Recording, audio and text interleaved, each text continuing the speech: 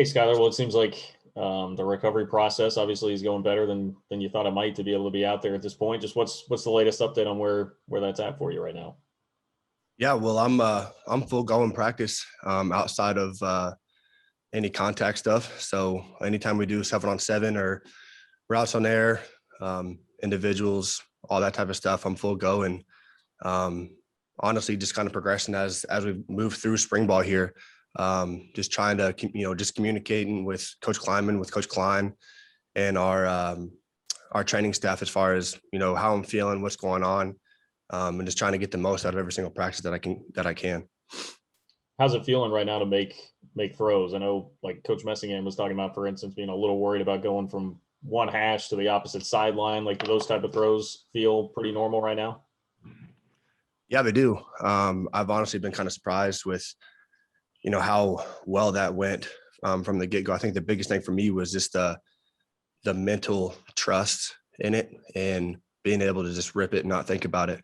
And I'd be lying to you if I didn't, kind of hesitate there at first at the beginning of spring practice. Cause I mean, our first day of practice was the first day that I got cleared to throw to a moving target. Throughout my throwing progression, I was just throwing straight on with one of our trainers and, was able to take a deep breath, gather myself between each throw. Whereas we get into practice tempo, we're going fast. It's up tempo, getting a lot of reps really quick. And so, that first week, it was kind of just trying to feel for it, feel how I was feeling, communicating with the coaches. And as we've moved on and, my arm's starting to get back into shape and it's been going really well. What have you seen from the guys that are behind you right now at quarterback? Who's standing out to you there?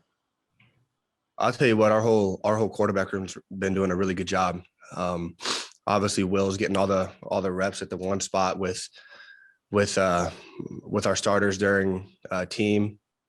He was doing a really good job. You can tell that experience Will got last year has really benefited him a lot. And he really used his experience and the trials and tribulations that he faced to really better himself. You can tell he has a lot more confidence, that he has a better grasp of our offense and understanding the ins and outs and what his reads are and being confident behind those throws. So he's been doing a really good job. Jaron Lewis, I think he's been having his best spring since he's been here. I would say Jaron has the best arm talent on our team. And I think anybody in our room will say that. I mean, he has a natural ability to throw the ball, and he's been doing a really good job. And then you got Jake and Max.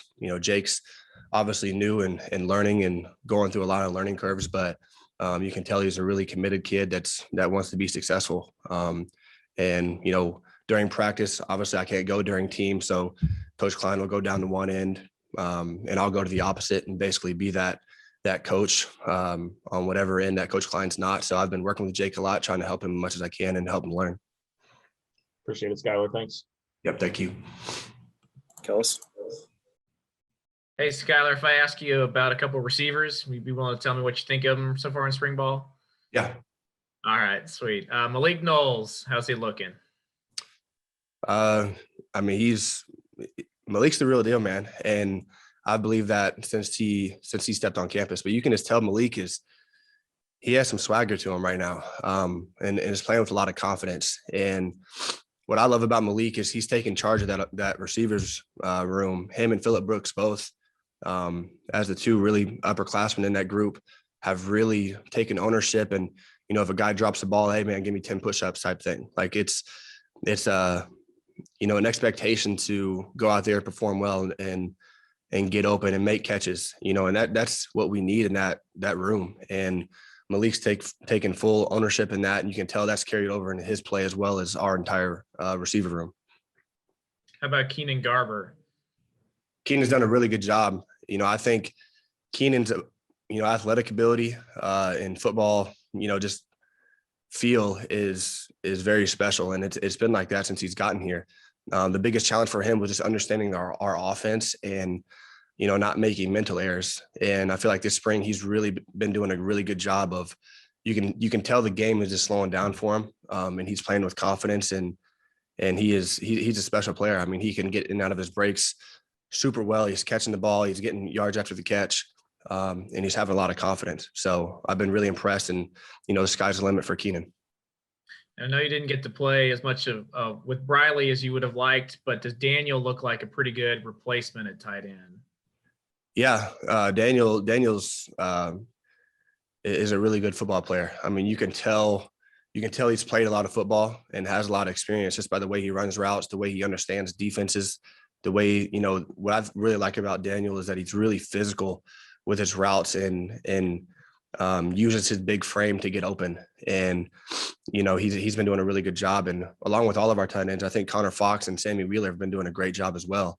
And then Nick Lenders is coming back from, an injury. So he's getting plugged in 7-on-7 stuff as well. I mean, our tight ends are doing a really good job. And it's a really competitive room, which is making them all better. All right. Thanks, Skylar. Appreciate the thoughts. Fitz. Hey, Skylar, welcome back. And I know maybe you don't want to discuss the nature of your injury, but for a quarterback, how scary was that when you realized how bad it was? Yeah, well, I mean, it was scary, especially because it was in my throwing arm, and I just wasn't. I think the biggest, thing that scared me was just how I was going to be able to come back from it. Was I going to be the same, or what is this going to look like? There were so many uncertainties throughout that process, and something that I've never experienced before. And with my injury, a lot of people said, my doctor even said it was super rare that somebody in my position had what I experienced. And so whenever I heard that, it's just a lot of uncertainty that kind of put some fear in you. But at the same time, I knew I was getting taken care of with some of the best doctors, surgeon that I had, was very familiar with what was going on. And I really trusted in him, trusted our training staff. And, I attacked my rehab every single day and didn't even think about that. What if I'm not the same? What if this is, all those thoughts, whenever that came in my mind, I immediately took the time to flush that out. And I'm not thinking like that. I'm going to be positive about this, and I'm going to come back better than I was before. And that's been my mindset since the day I got surgery. And I think that's a big contribution to me getting back as soon as I did. Cause whenever I had this surgery, I mean, the ultimate goal was to be back June 1st. And so I really wasn't, I don't think the coaches or anybody was anticipating that I was going to be doing spring ball, but in my mind, I was. And I don't say that in a way of like, I'm going to force it and do things that outside of what the training staff is telling me to do. Like, no, I'm going to have this confidence to approach this rehab process that I'm going to come back stronger than I was before. And that's treated me really well, and it's paid off for me. What have you learned about Skylar Thompson through this process? I think what I've learned about myself is this, people say that you just never know when your last snap is going to be.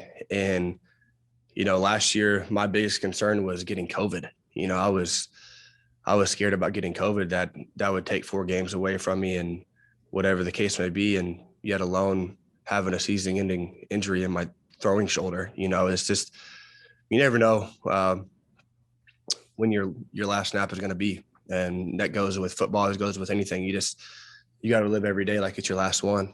And through this process, instead of, caving into, getting into a shell and shutting everybody out, I've been very open to just trying to make the best out of the situation and using it to, impact, the people around me and not let, the given situation take away from who I am as a person, and not take the smile off my face. Cause that's a big part of who I am. And I'm a very, I'm always smiling. I'm always happy, having a good time and trying to make the most out of every situation. And me getting hurt and not performing out there on the field doesn't define how I can show up in that aspect of my life. And I just embraced that and did the best that I could to prove myself that I can handle the situation and I can make the most out of it, but also impact the people around me as I go through it. And finally, for me, was it an easy decision, a hard decision to come back? Take me through that. Well, to me, it was an easy decision because I love football. I love this game, and I was so, after that Oklahoma game, I had a lot of confidence, and I really felt like I was starting to really get into a groove mentally of how to approach a football game and how to handle myself throughout a game to help to best, fit our football team to put us in good situations to win.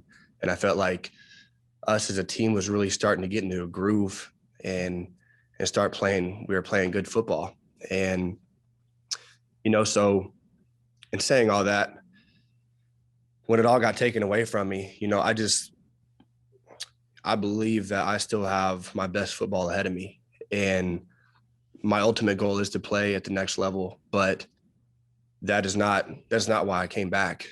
I came back because I still feel like my best football here at K-State lies ahead. And I want to finish on a high note at this university and leave it, better than when I found it. And, I'm not saying it was bad when I got here. That's how I was raised, to always make something better with your presence. And, that's ultimately whenever, Coach Kleiman welcomed me back with open arms, and our whole staff did. And I mean, because I wanted to come back here. I didn't, like I've said, I didn't want to go anywhere else. I didn't want to go through that transfer process. This is where my heart's at. I love K-State football. And so whenever the coaches were very open to that, it made my decision really easy.